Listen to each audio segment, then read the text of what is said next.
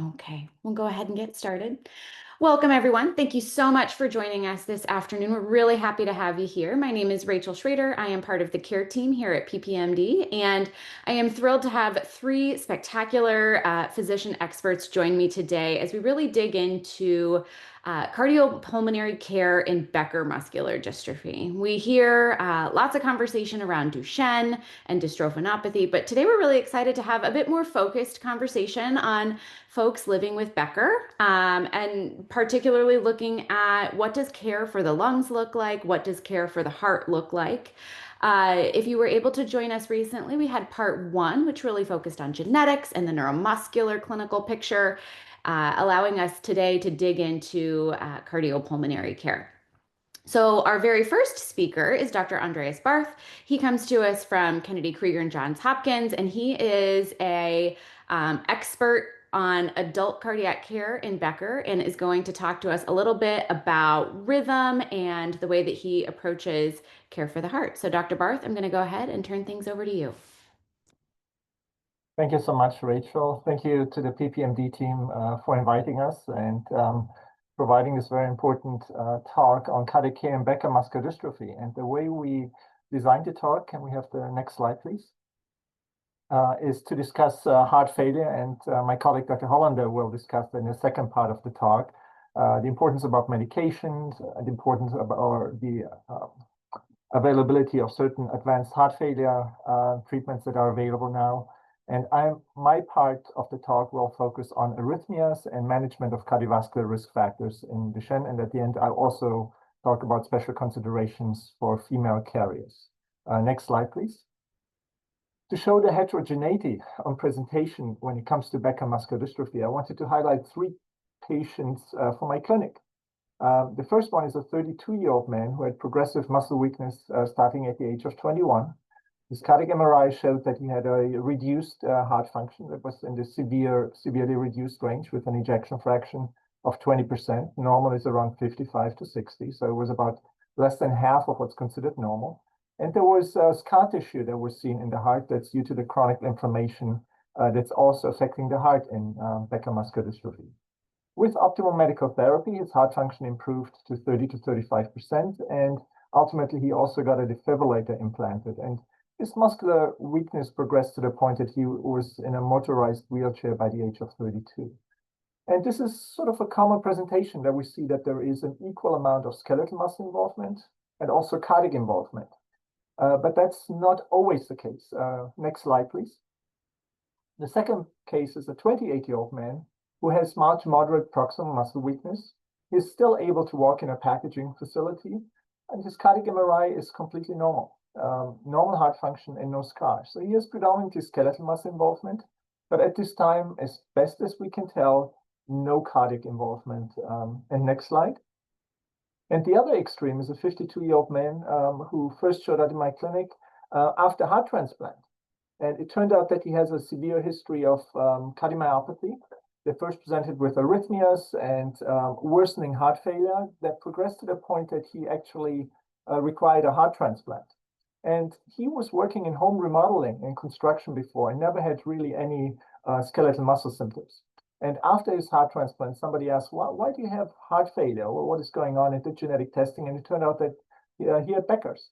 And in retrospect, when you look at his labs, he had mildly elevated CK levels, but that never drew any attention because he was clinically asymptomatic. So that's the other extreme of the spectrum, where he presented predominantly with cardiac involvement, but with very little skeletal muscle involvement. And next slide. And please advance. So for all three patients, you can see that there doesn't have to be an equal involvement of the heart and skeletal muscle.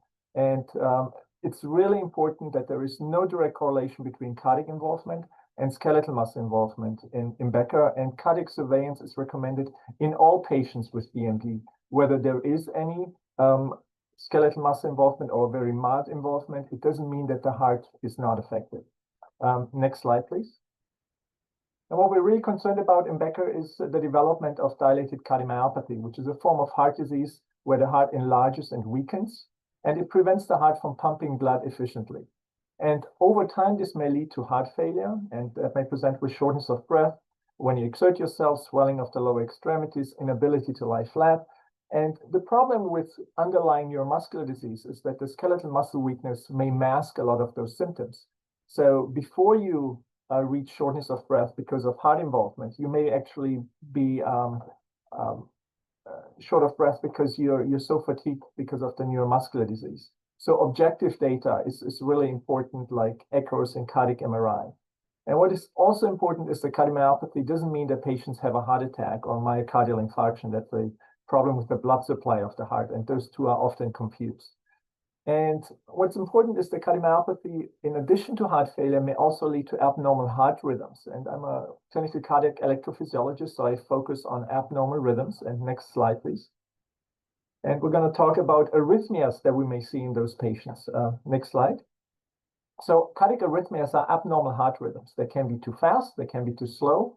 It's very rare in Becker muscular dystrophy that we find rhythms that are too slow, where patients may need a pacemaker, for instance. However, very commonly, we see some abnormal rhythms that are too fast, and they may originate from the top chamber of the heart, and those are called atrial fibrillation most commonly, or from the bottom chambers of the heart, and those are the dangerous ones that we're very concerned about. They're called ventricular tachycardia, or VT, or ventricular fibrillation.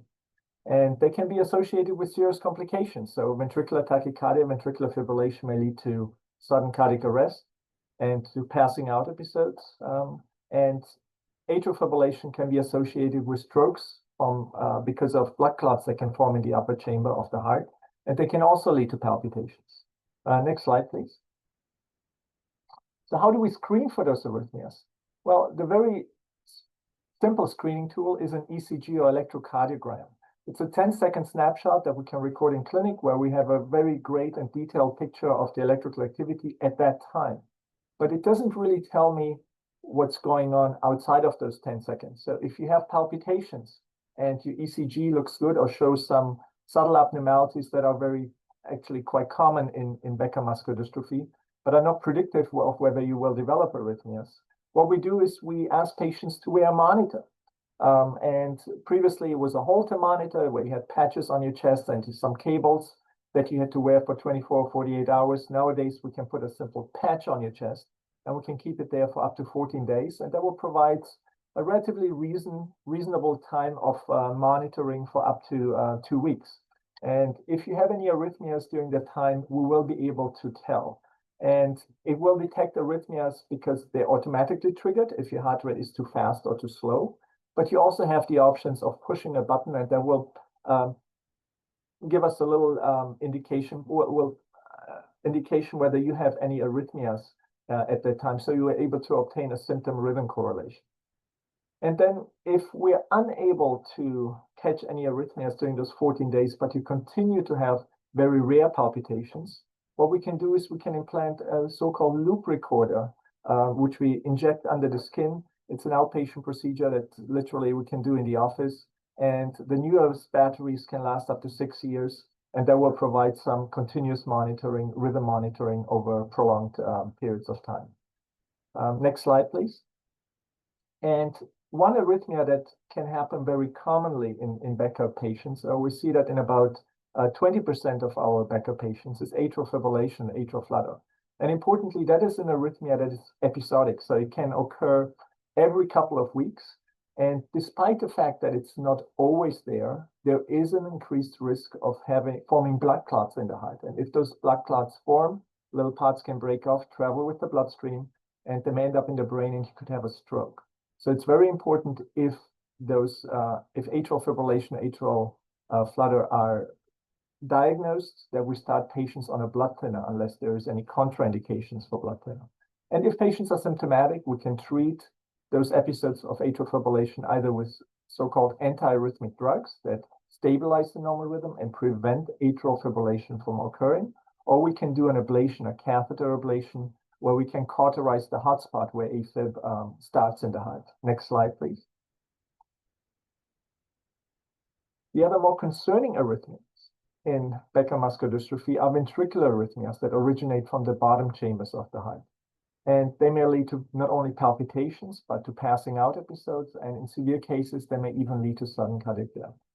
And in order to prevent those dangerous arrhythmias, it's very important that we manage dilated cardiomyopathy very well. So if we can keep the heart strong, those arrhythmias are much less likely to happen. We can also add antiarrhythmic drugs or consider ablations, but often what we do in those patients who we know are at higher risk of developing those dangerous arrhythmias, that we implant a defibrillator, so-called ICD. Next slide, please. And here you see two examples of an ICD, either an older model where we implant the lead through a vein, and that lead is attached to the heart. And it's a little computer with a battery that can monitor every single heartbeat that you have. If you have a normal heartbeat, it doesn't do anything. But if you ever go into a dangerously fast arrhythmia, what this defibrillator will be able to do, it will be able to detect that. And if the arrhythmia doesn't terminate on its own, it will deliver therapies, and it can either try to pace you out of it. If that doesn't work, it will deliver shock. It's what you see in the movies where they place the paddles on the chest and they shock you. This is what the defibrillator would do. And it's what you see in the movies. Essentially, you have an EMS with you at all times to be protected from those from sudden cardiac death if you ever go into a dangerous rhythm. Next slide. And here you see one of those recordings from a defibrillator where a patient went into a very fast and dangerous rhythm. The defibrillator was able to detect that and shock the patient out of it. And on the right side of the screen, you can see that the rhythm normalizes. Next slide, please. So the question is, who is at highest risk of ventricular tachycardia in Becker muscular dystrophy? And I mentioned that it's all related to the ejection fraction, so to the severity of the dilated cardiomyopathy. And there are two factors that are important. One is the ejection fraction. So if you have an ejection fraction that's around 60%, that's good. The risk of arrhythmias is really low. If your ejection fraction is less than 35%, we know that those patients are at higher risk. And another factor that we factor in the decision whether patients should get a defibrillator is the extent of scarring that forms in the heart. The more scar you develop in the heart, and there is a linear relationship between scar and ejection fraction. The more scar you develop, the more it tends to weaken the heart muscle. And we know that a low ejection fraction and a high amount of scar really contribute to a higher risk of dangerous arrhythmia. Next slide, please. So who should receive an ICD? Patients who have a documented episodes of dangerous arrhythmia, so ventricular tachycardia, ventricular fibrillation, no further questions asked. If you're a candidate, you should get a defibrillator. And next slide, if a patient never had any dangerous arrhythmia, but have an ejection fraction of less than 35%, we know that it can make sense what we call for primary prevention to discuss with patients whether they will be open to implantation of a defibrillator. Next slide.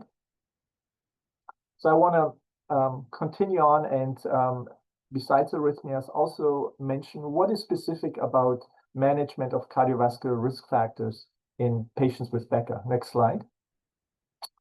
We know that it's very important for patients with Becker to concentrate not only on arrhythmias and heart failure, but to manage all cardiovascular risk factors that are applicable to all of us, even in the absence of neuromuscular disease.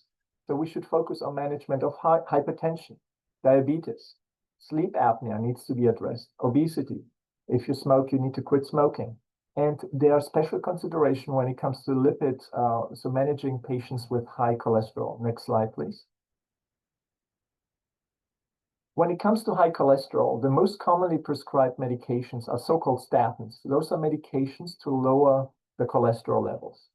The problem with statins is that even in the absence of neuromuscular disease, 1 out of 10 patients with high cholesterol levels may develop muscle pain or myalgias with statins.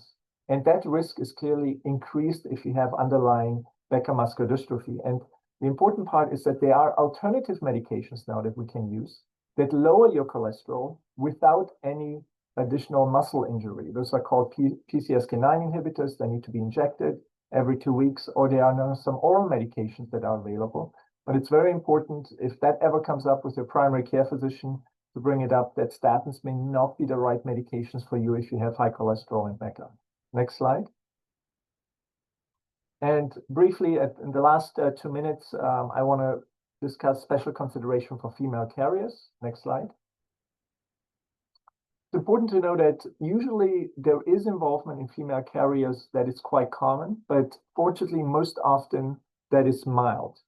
Now, we can see arrhythmias, we can see cardiomyopathy, and next slide, we can see a lot of variability in presentations. I often mention that most often the symptoms are very mild, but if we look with a cardiac MRI, we see subtle presence of scar, but usually a normal ejection fraction. But we have seen adult carriers who had actually severe heart failure and even require transplantation. So it's very important that female carriers also undergo treatment and screening. Next slide. And the screening that we have is that in early adulthood, screening should start even if patients are asymptomatic. And I mentioned the importance of objective data to screen for cardiomyopathy, and that's often an echocardiogram, but we know that a cardiac MRI is preferable because we see just much more information we get more information from the cardiac MRI than the echo. And even if the screening is negative, we recommend that patients should be reevaluated, rescreened every 3 to 5 years. Next slide. And treatment for carriers is largely extrapolated from male patients with Duchenne and Becker. And the 4 pillars of guideline-directed medical heart failure therapy also apply to female carriers. And they should also receive defibrillators or advanced heart failure therapies as necessary. And the other important part is when it comes to hypercholesterolemia, so management of high cholesterol, it's also important that female carriers may have a much higher risk of developing those adverse reactions to statins with increased muscle pains, and that this alternative cholesterol-lowering medication should be considered in those patients. Next slide. All right, and I think the takeaways we can probably, all right, I'll mention them here before. It's a little bit early for takeaways before Dr. Hollander went through his talk, but I want to mention that there's no direct correlation between heart involvement and skeletal muscle involvement, so screening is really important for all patients with BMD. Medical therapies aiming to preserve and restore normal heart function are the most important, so we really need to prevent cardiomyopathy from happening. If we can prevent cardiomyopathy from happening, patients have less heart failure symptoms and less arrhythmias. But if patients develop a weak heart, ICDs implantation should be considered. And as mentioned, routine cardiovascular risk factors also need to be specially addressed in patients with Becker. Thank you for your attention, and I'm happy to pass it on to Dr. Hollander. Thank you so much, Dr. Barth. It's a pleasure to be here. My name is Dr. Seth Hollander. I am at Stanford University at Stanford Children's Health, also known as Lucile Packard Children's Hospital. And I'm the medical director of the heart transplant program. And I want to use my time today to talk about all of the progress we have made in the last year trying to expand access to pediatric heart transplant to kids with dystrophinopathies, including Becker and Duchenne's. I just want to share that there are photos and videos of a patient, but all of this is with the explicit written permission from the patient himself and his family. Next slide. As I'm sure many of you know, with advances in respiratory care, as well as genetic medications, gene therapies, we're actually seeing that kids with muscular dystrophy are living longer and longer. And what's happening is they're living long enough that they are moving into the heart failure phase, such that in the modern era, kids with Duchenne muscular dystrophy, and I think Becker's as well, the leading cause of death is actually heart failure, where it used to be respiratory failure. And when you have heart failure, the only cure for heart failure is to get a heart transplant. Next slide. The problem is that very few kids with muscular dystrophy get heart transplants, even though we think there's an increasing population that would benefit from them. And this is for lots of reasons. One is people, including medical providers, make assumptions about the quality of life in kids who don't necessarily walk or use assisted walking, or those who are on supplemental oxygen or may have developmental delay and may think that they don't deserve a transplant. We also know as a transplant center, these kids are referred to us very infrequently. And we think that referring physicians may not know that kids with muscular dystrophy may be transplant candidates or when they should be considered for one. And then on our end, at transplant programs, honestly, most transplant programs don't have a whole lot of incentive to open up transplant to this population because they may be taking on additional risk and concerns that they may then get bad publicity for having bad outcomes. And so the net result is that kids with muscular dystrophy have historically been excluded from the benefits of heart transplant. And that is something that I largely found very unfair, to be honest. Next slide. As a matter of fact, our own hospital's policy says that we are going to provide a fair and non-discriminatory evaluation process so that we can select viable candidates for pediatric heart transplant. And I want to put out that our policy says that we should be non-discriminatory. We should not exclude any patients based on a personal characteristic. We would never exclude somebody from transplant based on their skin color or their gender or their sexual orientation. But nationally and internationally, we seem to be doing that based on genetic diagnosis. We also want our candidates to be viable, which means good enough. We don't compare one patient to another. We don't say we have one heart and two patients, so we're going to give it to the one we like more. We evaluate each patient on an individual level. And if they're a good candidate, then they should be offered transplant. They don't have to be a better candidate than somebody else. Next slide. And so this came to the fray a couple of years ago when an 18-year-old young man who officially had a diagnosis of Duchenne, but he really, in retrospect, was more of a Becker patient, presented with symptomatic heart failure. He had an ejection fraction of 10 to 15%, which meant that his blood was really only pumping out 10% of the blood when it should pump out about 60%. But otherwise, despite his muscular dystrophy, he could walk. He was just using BiPAP at night, nothing by day. And he was being seen by a pediatric cardiologist who felt that he needed a heart transplant, and so sent him to their local adult heart transplant center because he was 18. And that center, and I've seen the documentation personally, declined him to even evaluate him for a heart transplant, quote, because he had DMD. Next slide. And that's perfect. So that's not entirely unreasonable, to be honest, because kids with muscular dystrophy can suffer from things like cachexia, which is malnutrition and not enough body mass. They have a need for tracheostomy sometimes. They can lose their ability to walk. They have individual anesthetic risks, and they're at risk for surgical mortality. In a general level. Next slide. But not necessarily at an individual level. And so this pediatric cardiologist then sent this patient to us, referred the patient to our pediatric program, where we assessed his candidacy individually rather than based on his diagnosis. And we actually found that he was a good candidate. So 2021, we implanted him with something called a left ventricular assist device, which is pictured here. It was essentially an artificial heart pump, and used that to bridge him to get a heart transplant that same year. And to make a long story short, he's largely done very well, except that he's lost all of his skeletal muscle function. And this is something we've seen in a number of patients who get heart surgery, which is that their skeletal muscle dysfunction really accelerates. And even though his heart is doing well, he now uses a motorized wheelchair and requires full assistance for his activities of daily living. Next slide. So the question was, could we do better? So could we, for example, offer heart transplant to younger patients? How do we fairly and equitably identify appropriate candidates? How do we put them through surgery while preserving their respiratory function so they don't end up with a tracheostomy, and preserve their skeletal muscle function so they can retain their ability to walk? Next slide. Through a kind of a long series of events I don't have time to go into now, I had the pleasure of getting to know Pat Furlong and PPMD in 2024. And I pitched this idea that we should hold a conference of experts to specifically discuss whether or not we should be offering heart transplant to kids with muscular dystrophy. And if so, how would we do it safely? Next slide. And so we did. We met actually just about a year ago in September here at Stanford. This is the group of cardiologists, pulmonologists, neuromuscular specialists, scientists, anesthesiologists, physical therapists, anesthesiologists, you name it. And we got together and had a wonderful 2-day meeting here at Stanford. Next slide.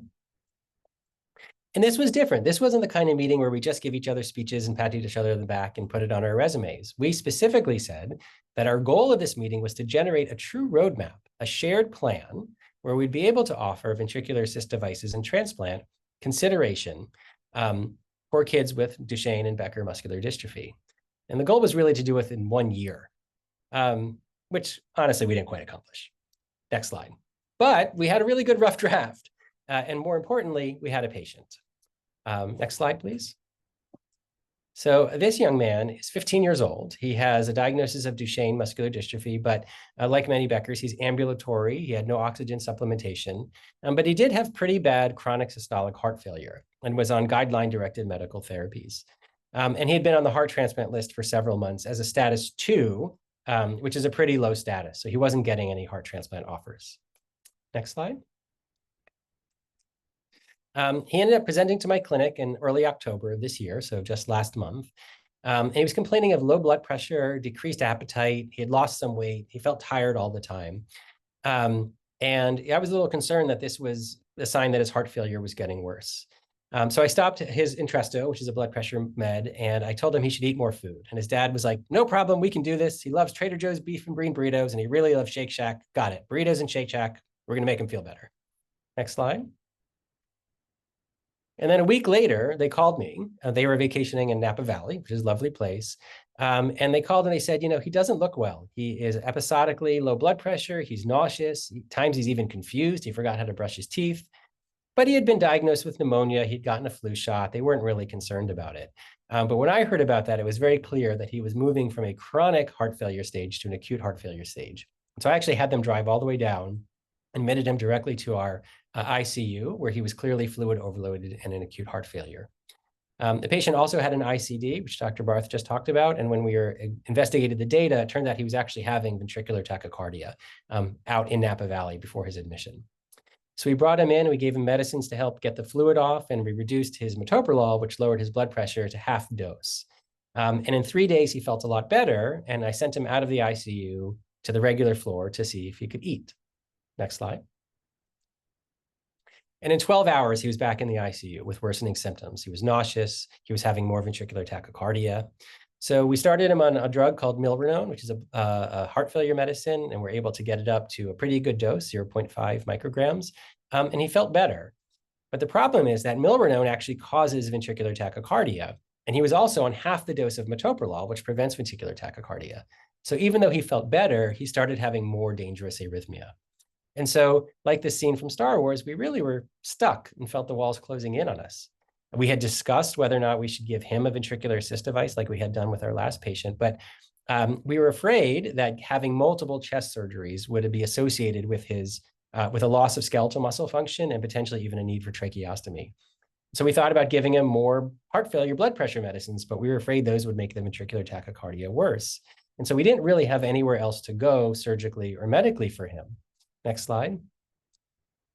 So what we did was we petitioned UNOS, which is the transplant governing agency, for something called a status 1A exception request, which is basically a request to move a patient to the top of the list. And next slide, please.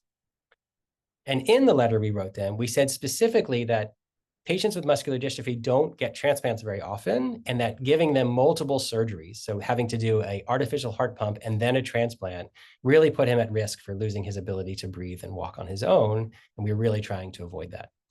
Next slide. And then the next step was a flight plan. Next slide.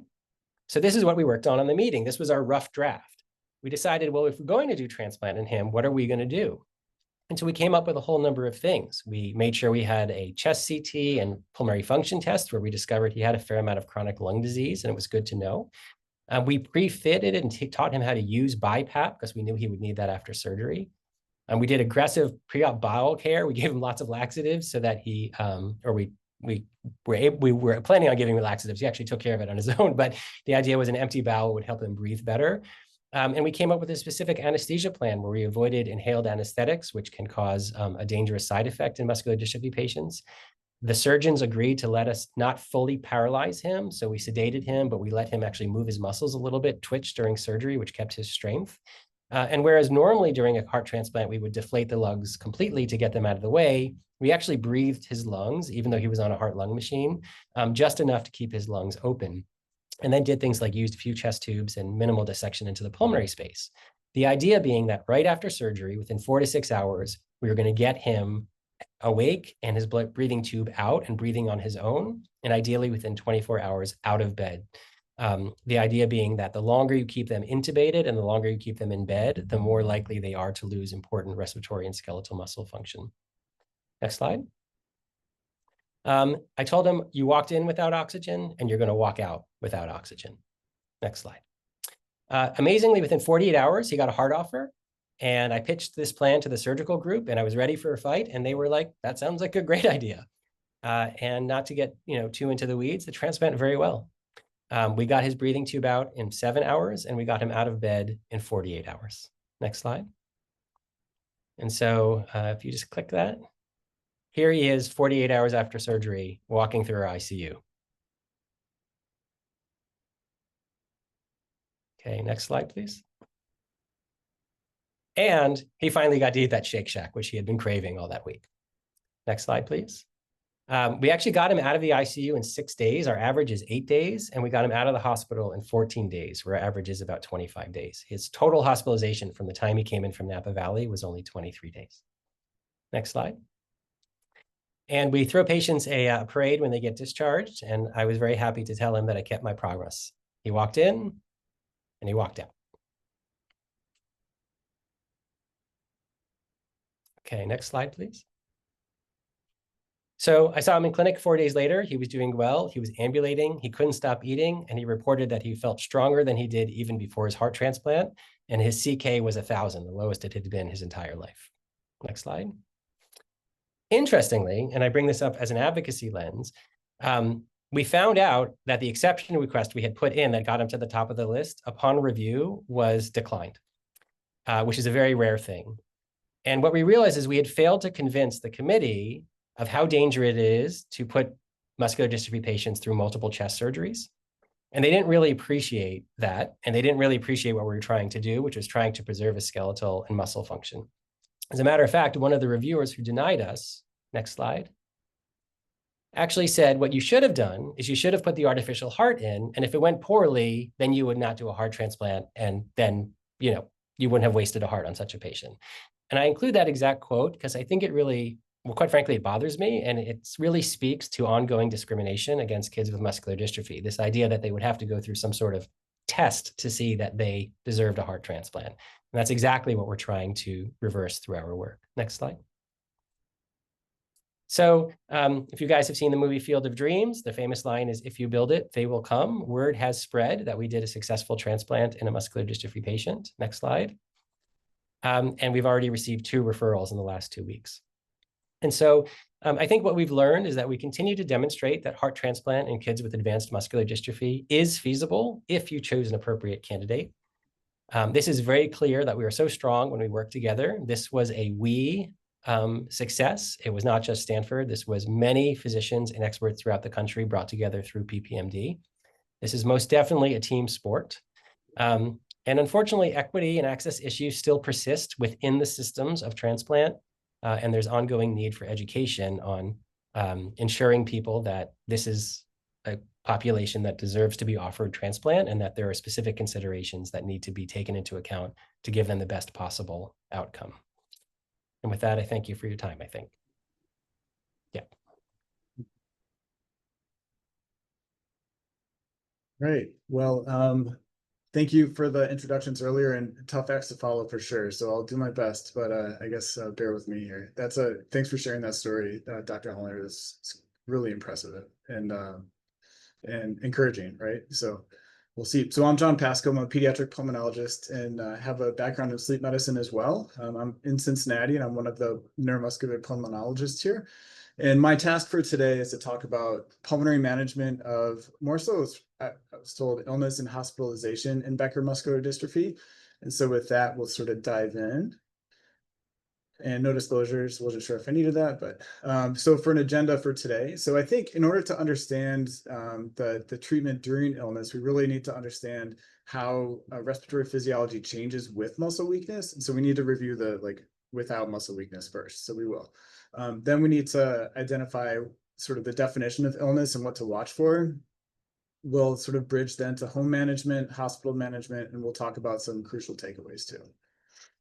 Next slide, please. All right, so for the sort of basic relationships and normal function. So the respiratory system is a system with multiple components, right? And so from the muscle standpoint, on the top left, you see the diaphragm. And the diaphragm provides the bulk of the work for inhalation. It's about 70% of our inspiratory effort comes from the diaphragm, so quite a lot. Other muscles include the external intercostals help with inhalation. And even at sort of baseline with typical respiratory effort, they contribute some too. Now, if you become more taxed and need to recruit more muscles, that's where we do a little more of those intercostal muscles. And then we get into sort of the neck muscles, the scalenes, the sternocleidomastoid, sort of the shoulder shrugging, which are some sort of late signs of respiratory difficulty.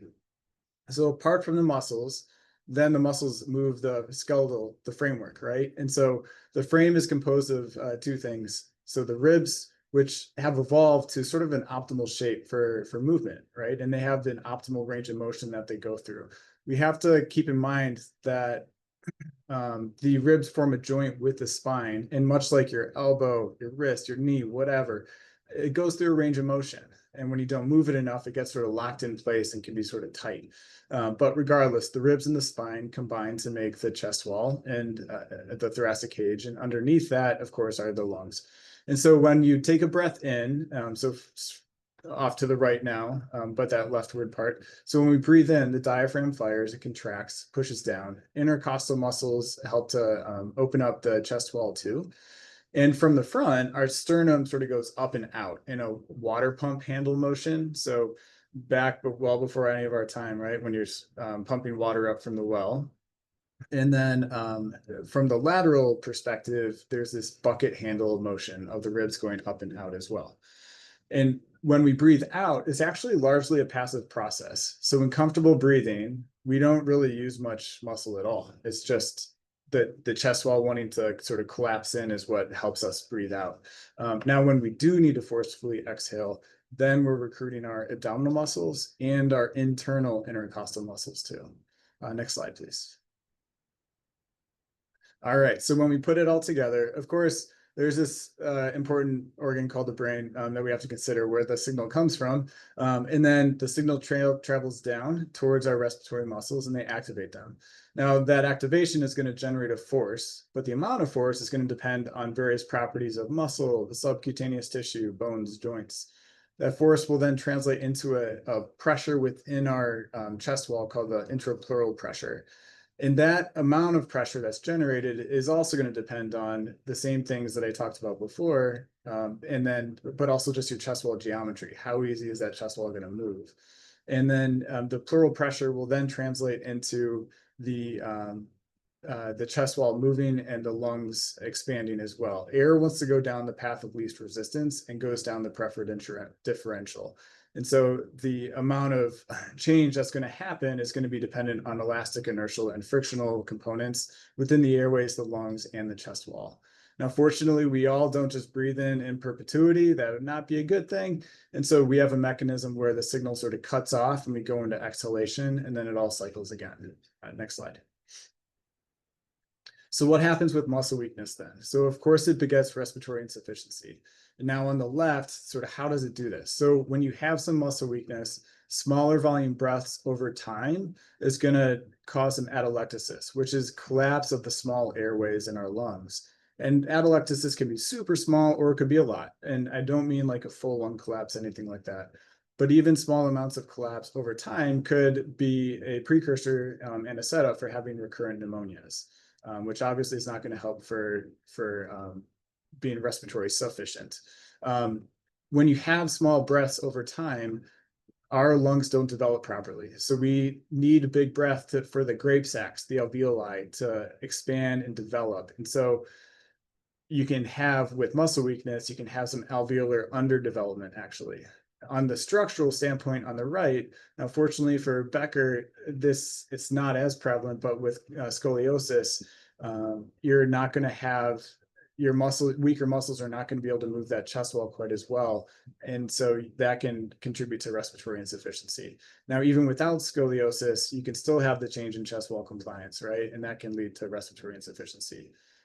Over time, smaller volume breaths means your CO2 levels might be a little bit higher than normal, and we can actually sort of change our set point, and you can have changes in your drive for ventilation, contributing again to respiratory insufficiency.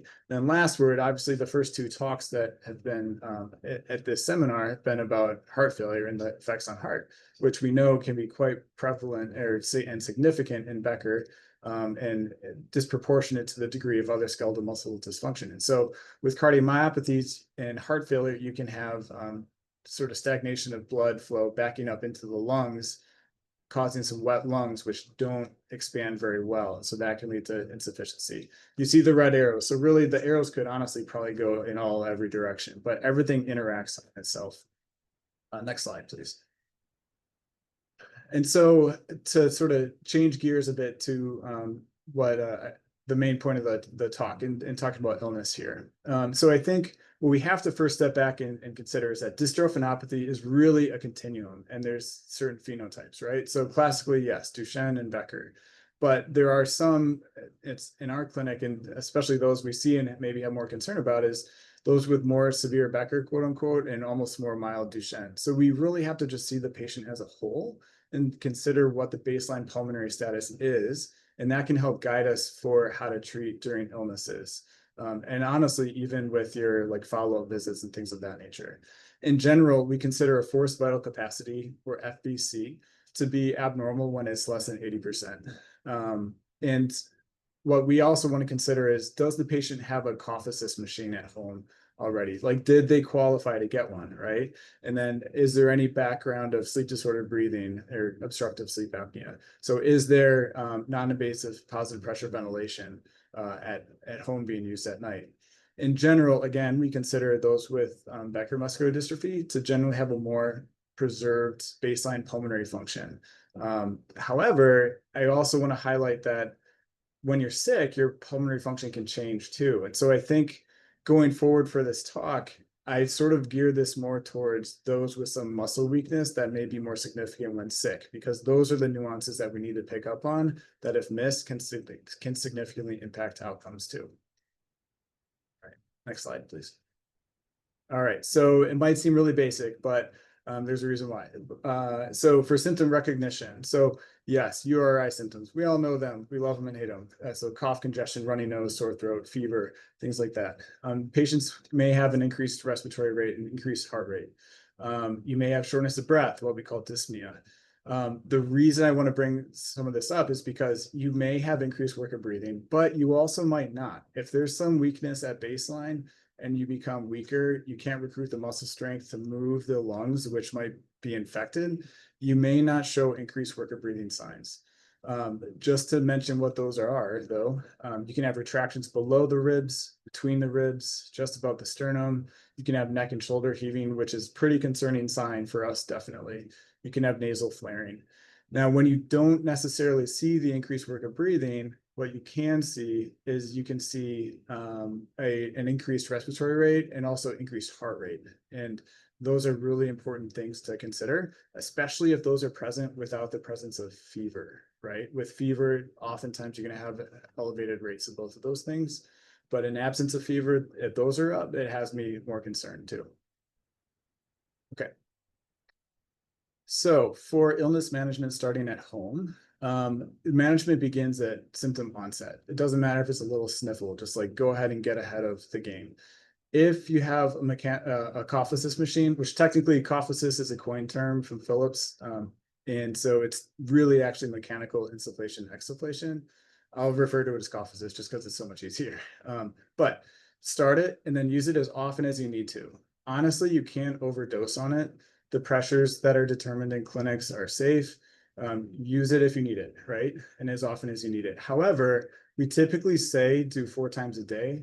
And if you need it more, you absolutely should let your care team know. Even let your care team know if just at the onset of symptoms. The reason we want to know if it's more than that is because you might need to be seen. You might need to be evaluated, and it's getting really frequent. It might be hard to manage. You might need escalation of care. I wanted to include vests just because some might have this at home. And it's probably a remnant of like an inpatient hospitalization where it's found to be helpful. But honestly, the vest doesn't do it. It doesn't necessarily help what really needs to happen. And that's what needs to happen is getting secretions out of the airways. And that's where the cough assist comes in. So if you do have the vest at home, it's okay to use it. It's also okay to not use it. But if you do use it, you absolutely must follow it with cough assist every time, because otherwise you just move secretions and they stay there. They don't actually get out. For the non-invasive positive pressure ventilation, namely sort of CPAP, BiPAP, but with muscle weakness, we veer more towards BiPAP. If it's at home, then you definitely want to continue baseline usage. Now that's tough because when you're sick with a cold and congested, the last thing you want to do is blow air into your nose, right? And unfortunately, though, that's when your sleep disorder breathing actually gets worse. So it's actually even more important to treat that when sick, but certainly recognize the challenges there. If there's any dyspnea during the day, it's okay to use positive pressure ventilation for it. But absolutely, especially in patients who have quote unquote Becker or on the milder spectrum of dystrophinopathy, if you have issues during the day needing pressure, you absolutely need to be seen. That would be a big warning sign for me that maybe you need to be admitted, probably, and monitored. It is really helpful, though, that if being on non-invasive pressure helps your dyspnea or improves your heart rate, that's helpful for me to know as part of the care team. If it doesn't, then that's a sign that maybe something else is going on, but it's okay to keep on that support. Okay, next slide. So we all want to try to, I want to include this just because we all want to try to reduce symptoms, right? Cough is a natural reflex. We want to get the junk out of our lungs. And so if you suppress the cough, then that petri dish remains, right? Everything just sort of festers down there. And so we try our best. We absolutely stand by trying to avoid cough suppressants. The main one that's used is called dextromethorphan. And this you can find in many over-the-counter preparations, such as what's displayed here. A lot, it's not uncommon. It has the like D in the title, so Mucinex D, or in this case, Mucus D. The D is dextromethorphan, and you can see it on all of the preparations as the different components of the medications. It's okay to use guaifenesin, just regular Mucinex, as that helps to just sort of thin out secretions, but you just don't want to suppress the cough. Okay. So let's say you're home and things are going, yeah, I don't know. I'm not sure what to do. So one, your care team is always available, right? And you should don't feel bad about calling 2 a.m., 4 a.m., whatever. You need to, if you need that sort of second person, third person telling you it's time to go, then that's okay. But if you have a pulse ox at home, which it certainly can help, if saturations are less than 95% on room air after using cough assist, that's a warning sign to me. That we need to escalate some things. If there's dyspnea or difficulty breathing, especially if it's only temporarily relieved by that cough assist, but it comes right back, that's a sign that we need to escalate care. If there's, like I said before, if there's any inclination or actually using daytime positive pressure, then you need to be seen. And the other thing to consider is, say that all of these things, it's not there, but we're using cough assist really frequently to try to stay on top of it, and we're just getting fatigued. It's okay to call for help. That is a reason to be admitted to the hospital. That's why it's there. And that's regardless if it's patient or caregiver. The other really important thing is bring your machines from home and the emergency care plan too. The machines from home, a lot of centers don't necessarily have the appropriate equipment, and they think they might, but they unfortunately don't. We've gone through many phone calls in that scenario. So definitely bring it. Okay, next slide, please. So once you're in the emergency room, we generally consider saturations less than 95% to be due to hypoventilation, atelectasis, or pneumonia. We treat it with pressure. Oxygen by itself masks hypoventilation and can be dangerous. But if you need oxygen through the ventilator, then that's okay. So just oxygen by itself can be dangerous. For baseline evaluations, we always want to get a blood gas. So capillary is ideal. We can use venous. In kids, we don't often do arterial blood gases, but capillary would be ideal. The CBC and then a chest x-ray as well. For the blood gas, if the carbon dioxide level is sort of a high normal, that's good. But if it's accompanied by patients breathing 30 times a minute, that's really fast. And so you're actually compensating, trying to keep up. It's like compensated shock, right? It works until it doesn't eventually. And so in that scenario, it still is not necessarily unreasonable to consider putting a patient on positive pressure. It's helpful to know if there's a history of a minor trauma, as even small falls can be a risk for fat emboli syndrome. We always get a CTPA. it looks for, you can see a larger embolus that happens, but know that if it's negative, it doesn't mean it doesn't necessarily happen actually, because some of the smaller fat droplets sort of shower out to the outside and they aren't necessarily caught on this imaging. The other thing is if you're on chronic steroids, you can have adrenal insufficiency. So you need to consider if stress dose steroids are needed. All in the meanwhile, you have your cough assist machine and you're using it there in the emergency room. Otherwise, it could be a 4, 6, 8 hour workup, right? Hopefully not that long, but without cough assist could be a bad thing. So you need to have stuff with you. Next slide, please. Once admitted, inpatient management is really about keeping the airways open and clear. And so you're doing a lot of frequent airway clearance and really can be exhausting. It's okay if you need to have some secretions thinned out a little bit, we can use saline or like 3% hypertonic saline to pull a little more water in the airways.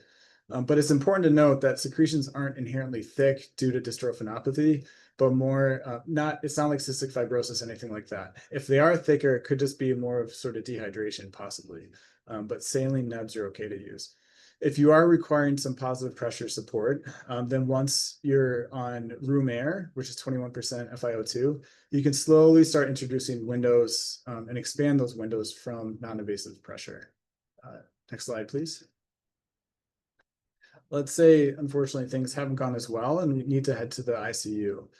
If intubated, the team really needs to consider what mode is being used, either volume or pressure modes, and the mode needs to provide an adequate inhalation time and a good respiratory rate. So that way the patient can truly just like recover, relax as best as possible. And more importantly, get a good breath, a good volume of air behind secretions and keep the lung nice and inflated. We really need to be cognizant of cardiac status and work closely with the heart failure team. Pressures on the ventilator can impact heart function too. As an aside, I feel like most of the time, and I have a feeling my colleagues on today may agree, that if you have improved saturations and CO2 levels, the heart likes that. So pressures may not matter a ton, but it's important to be working closely with cardiology as well. When vent weaning comes back into the picture, then invasively, you wean more so when the FiO2 requirement or the supplemental oxygen need is essentially at room air. And it's really important to try to not do CPAP pressure support trials. These are trials that can be taxing for patients and cause de-recruitment and not be a great setup for extubation. When it comes time for extubation, sort of assessing that, we want to make sure patients are on room air, that airway clearance is not excessively frequent, and that we also encourage patients to try to start swallowing to work on the bulbar muscles, sort of muscles within this range. And it can be hard to do and a little uncomfortable, but important. Once extubation is being planned, you need to make sure that if need be, the patient can be re-intubated. Some airways can be difficult and maybe fiber optics are needed. And so the team needs to be prepped for that in case. But otherwise, use cough assist just before. You extubate when wide awake to full non-invasive pressure. The talk before, it was referenced going from full invasive to full non-invasive. Absolutely. When you're non-invasive though, you have the upper airway to contend with. So you might need a little more pressure actually when you're extubated. And then using cough assist again, just after extubation and then every 1 to 2 hours thereafter for a few times. Next slide, please. All right, so for some takeaways now. So at onset of illness, you want to start and increase the usage of cough assist. If sats are less than 95%, having shortness of breath or more need of positive pressure ventilation, then I would call your care team and go to the emergency room, definitely. Abnormal saturations are treated with positive pressure and not just oxygen. And then when it comes time for weaning ventilation, we wean once we're on room air, and we avoid CPAP pressure support trials while intubated. And we want to extubate always to full non-invasive non-invasive positive pressure ventilation. Thanks.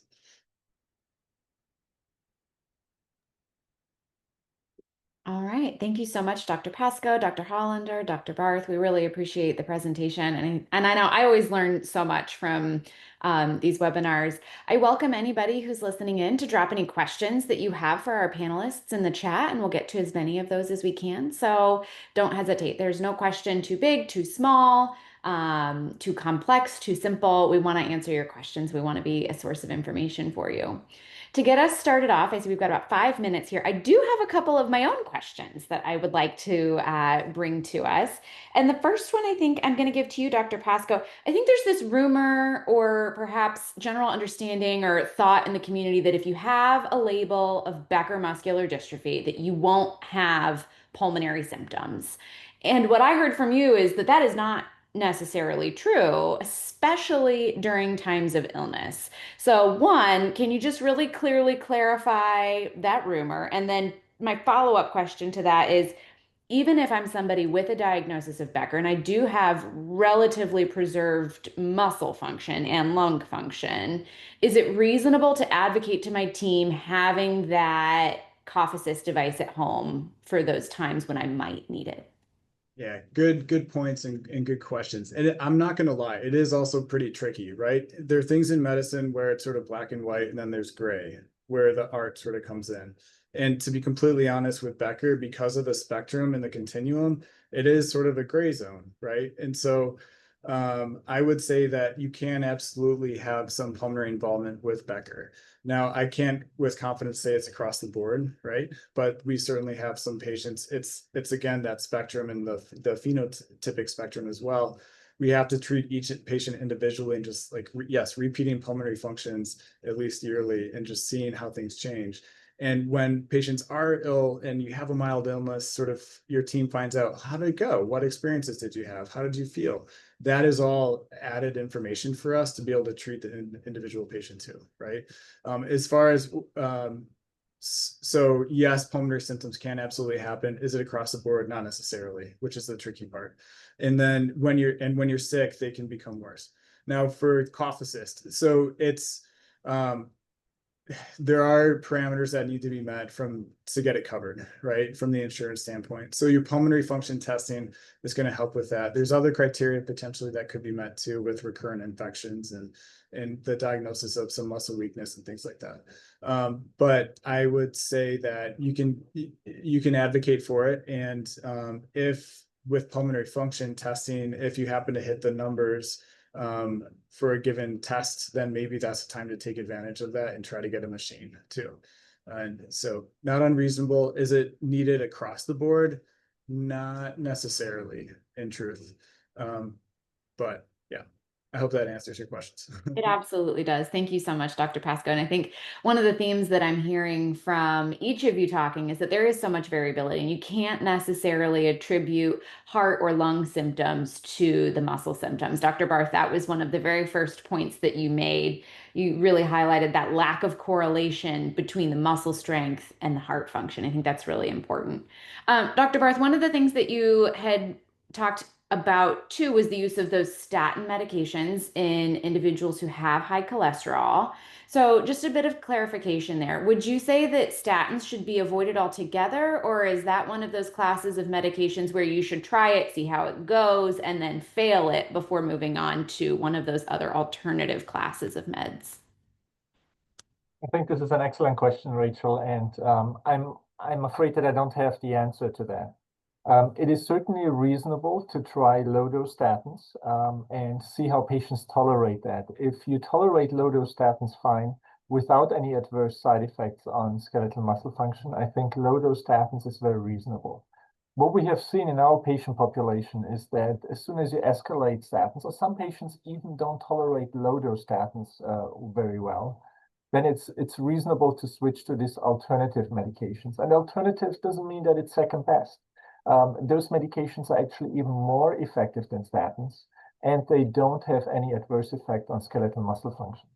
And I find that's very important because as the skeletal muscle weakness progresses over time, the statins sort of muddy the water. I don't know, is this the natural progression of the disease, or to what extent do the statins contribute in that to that muscle weakness? So I like to if to switch over to these alternative medications if there are any concerns.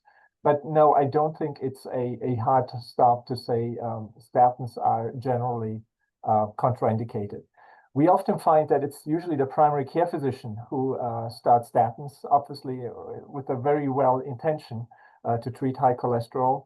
But often these patients come back and say, oh yeah, I feel like it's been getting a little bit worse. Very good. Thank you so much for that really important clarification. It's such a common class of medications. So I think it's important to really think through from a thoughtful perspective. And Dr. Hollander, oh my goodness, I was blown away by your presentation and just the impact of the story. I shot a message to my teammate midway through and I said, he's going to make me cry because I think that you really highlighted an area of Duchenne and Becker care that's changing very quickly and in a very significant way. And I do see that we've got a couple of questions that I think would probably be best answered by you in the chat. One about imaging and then the other about extubation. I don't know if you could very quickly address those questions since we are getting close to time. Sure. With imaging, I'm probably not the best person to answer that question, but I'll offer a general comment, which is that, when you're a cardiologist, the way you assess heart failure is really symptomatically, right? So can patients walk up flights of stairs? Can they exercise like they used to? All that kind of stuff. When you have muscular dystrophy, you may be limited in those capacities completely exclusive of your heart. The other thing we like to look at is how happy are the other organs in the body. And so we look at things like your creatinine levels to see how happy your kidneys are. But when you have muscular dystrophy, those levels are also unreliable. And so things like advanced imaging, like MRI and other assessments of how the heart is doing are more important in muscular dystrophy patients than they are in patients for whom we have our typical tools. I would talk with your neuromuscular doctor. I see when somebody has a 4-year-old with Becker, it would be extremely unusual at the age of 4 to have heart disease. But there might be a time when screening with MRIs is more appropriate, but I think you have a long way to go. And then I see, how much lung function does one need when looking into transplant? Also the extubation procedure post-surgery. Can you explain more on these? Sure. So we don't have a specific hard cutoff for how much lung function you need to go through a transplant. It's an individual decision we make with the pulmonologist based on your pulmonary function tests, your imaging studies, how much oxygen you need, that kind of stuff. We wouldn't even necessarily exclude somebody for transplant if they were already on a trach, depending on how much positive pressure they needed. So I would say don't consider you or your child's lung function as a prerequisite for getting a transplant evaluation. We always are happy to see and evaluate your child individually. Typically after heart surgery, which is a big surgery, especially when you open the breastbone, you usually stay intubated for 24 to 48 hours after surgery. But what we've realized in our patients who've had other forms of cardiac surgery, that's devastating to a muscular dystrophy patient. And they have a high incidence of needing supplemental oxygen at a higher level than pre-transplant because they lose so much respiratory muscle function even in those few days. Similarly, when you're intubated, you have to lie on your back in a bed, and they get out of bed and they're super, super weak. And so we actually told this patient that we were going to use less pain medicine after he came back from surgery so that we wouldn't suppress his respiratory drive. And he was so resilient, he said, let's go for it. And so we did a lot of stuff in the operating room not to keep his muscles overly relaxed. And then we woke him up immediately when he got back to the ICU with a goal of extubating him in 6 hours. I learned from Dr. Sanani in Cincinnati, who's a wonderful lung specialist, that we extubate, we call it from full support to full support. And so we take the breathing tube out, but we actually give them the same amount of breathing support through a BiPAP mask. And part of that trick is you fit the mask and train the patient before the surgery so that on post-op day 0, you can take out the breathing tube, put the mask on, and they instinctively know what to do. I thought the hardest part was going to be able to get the surgical team and the ICU team to agree to this plan, but everybody was very accommodating, and we got the breathing tube out and he put the mask on and he knew exactly what to do. So. Awesome. Well, I recognize that we're a few minutes over time, so I want to extend my gratitude to our fantastic panelists today, Dr. Barth and Dr. Hollander and Dr. Pascoe. I think you really demonstrated not only the variability, but also sort of the mechanism by which we think about caring for individuals across the entire spectrum of dystrophinopathy. So much is different, but so much is also the same. And I think that that's a really important takeaway. I want to highlight a couple of resources too as I was listening to the different presentations. On the PPMD website, we've got gobs of educational tools, resource checklists, all of the things. But the couple that came to mind that I wanted to emphasize today, one is the safe and unsafe medications list. Dr. Pascoe shared that really great graphic with the different cough medications. So those are all included on our safe and unsafe meds list. So if you're ever looking for a quick and easy reference of what over-the-counter meds are okay, which ones should be used with caution, please check out that resource. We also have that Certified Duchenne Care Center after hours phone list on our website too. So if you receive care at a Certified Duchenne Care Center or a CDCC, we have all of the phone numbers that you need readily available on our website, whether it's during business hours, in the evening, or if your doctor maybe locally needs to talk to a doctor at a certified center. We want to make sure that all of those people are available and accessible to support your care, regardless of the hour or the place. And so please keep an eye out. This, of course, is recorded today and will be available on our website if you want to share it with a friend, with a provider, with whomever, along with, great resources that'll be linked on our website too. So one last thanks to our speakers and thank you to everybody that took time to join us today. We're grateful and we hope that you found this information really useful to you. Thanks again, and that concludes today's recording.